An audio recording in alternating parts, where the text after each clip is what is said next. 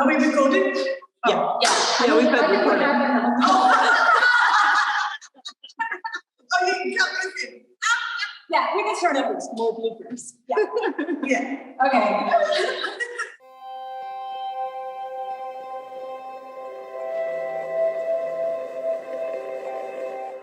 Hi, I'm Alexa Horochowski, and I'm happy to be here to speak with Coral Lambert and about her beautiful exhibition, Alternate Worlds. I've known Coral for about 20 years. I really haven't made the count, but and last year I got to work at Alfred, where she teaches sculpture. It's the main sculptor there, foundry director.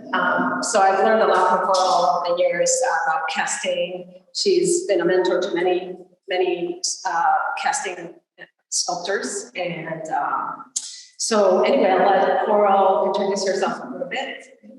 Well, thank you, Alexa. It's wonderful that we can do this together.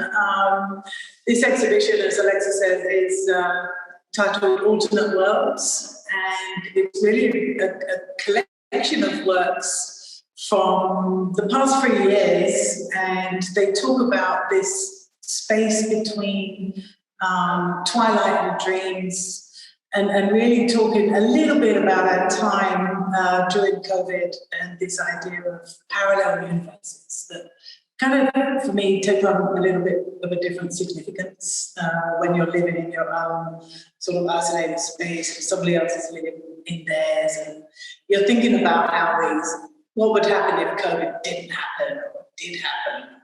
So this idea of a pandemic was quite interesting.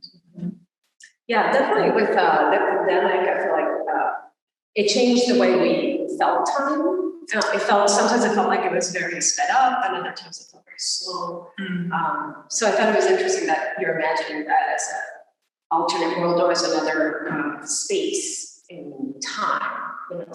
And I was curious how you interpret alternate worlds. I mean, you touch on it, but I know that it's the idea of parallel universes and parallel, like that we're existing possibly in different time frames. Yeah. So I mean, in fiction, like also there's these fictional universes, and you do have objects that look kind of space-like.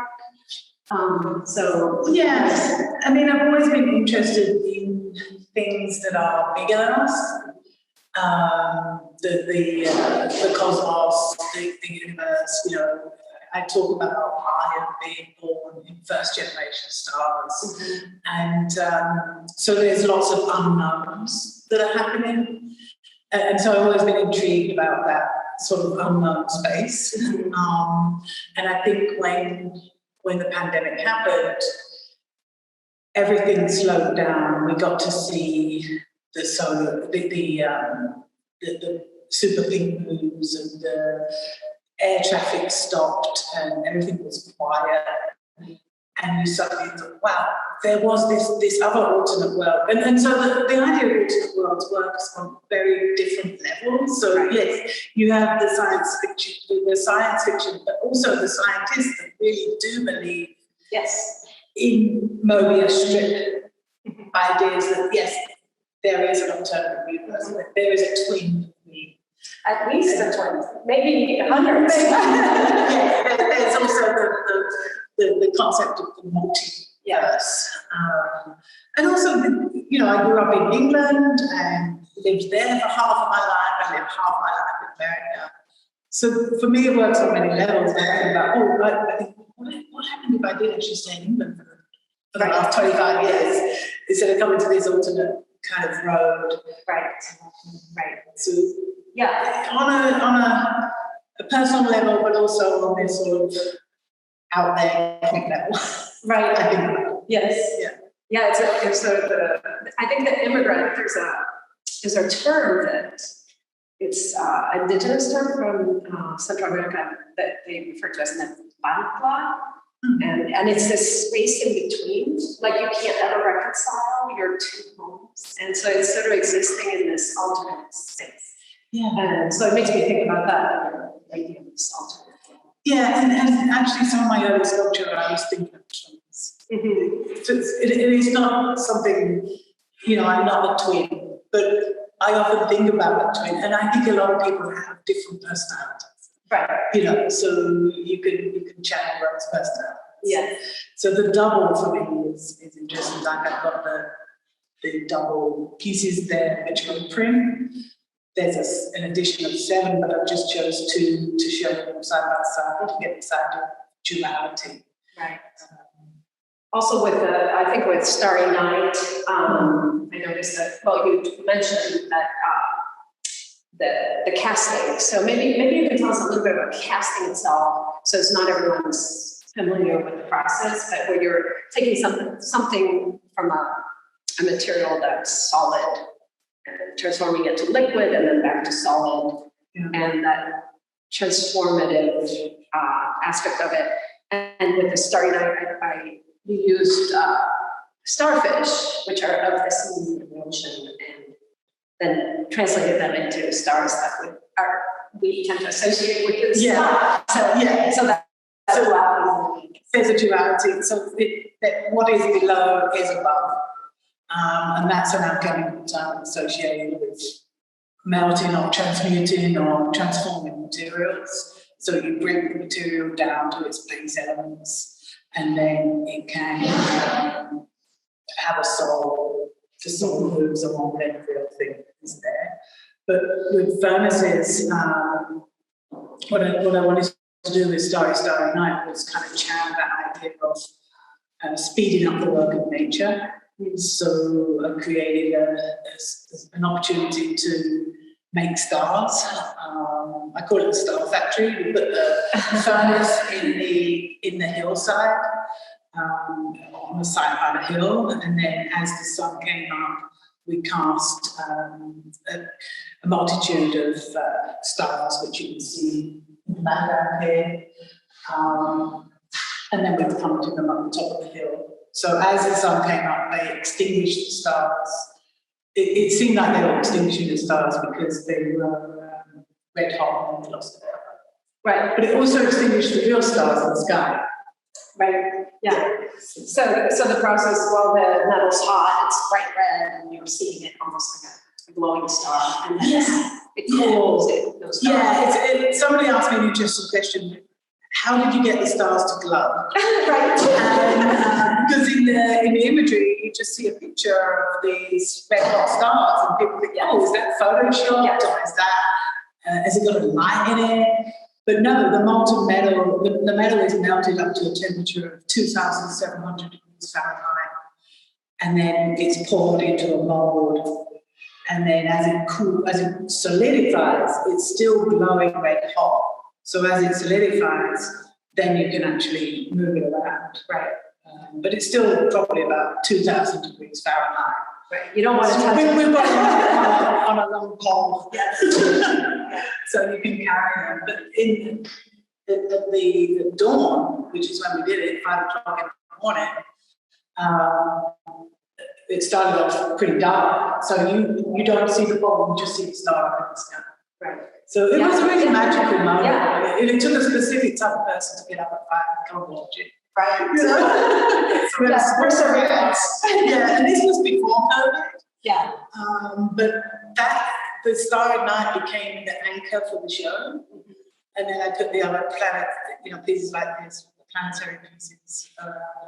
Yeah, but you're talking about the process of and the team to make Starry Night. I was interested in how a lot of your sculpture and the casting requires teams, and it's very community-oriented and collaborative and performative, right? You're performing the act. And so I was wondering how you see the performative, the difference between that performative experience versus the exhibition in the gallery, and how do you try to bring some of those performative aspects to the gallery, and how?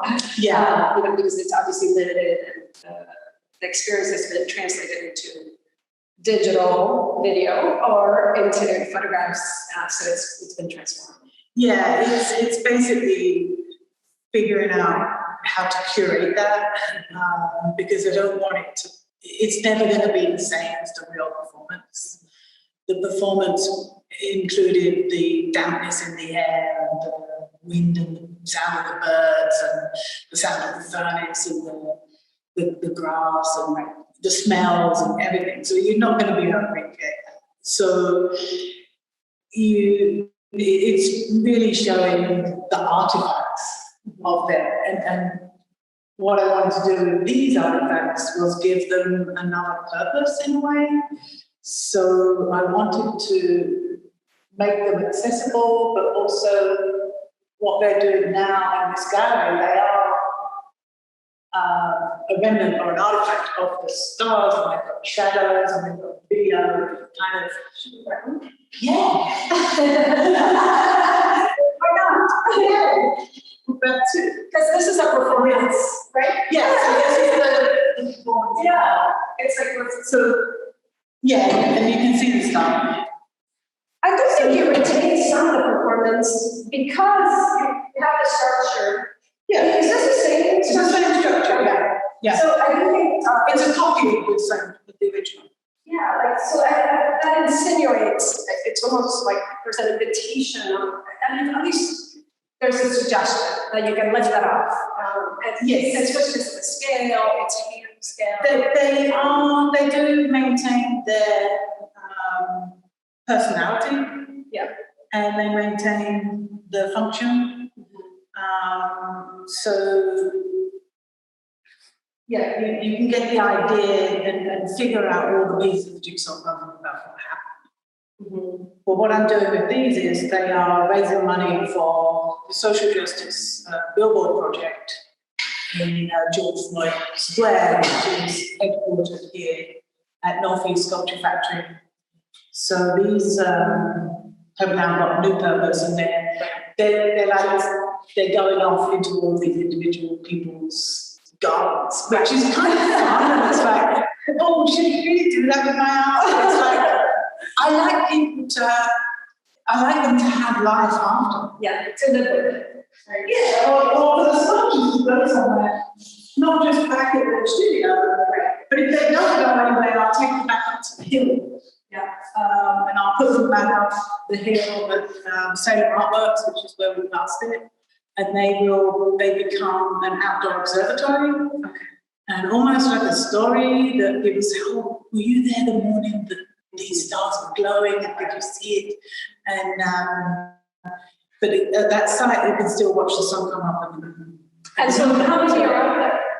There's probably about 80 up there, and then there's about 22 here. And the stars also maintain the scars of the process. So you can see if the metal was cooled, or you can see where the air, gas bubbles were caught. Yeah. So they're almost like little cosmos themselves. Right. And there's also an individuality to each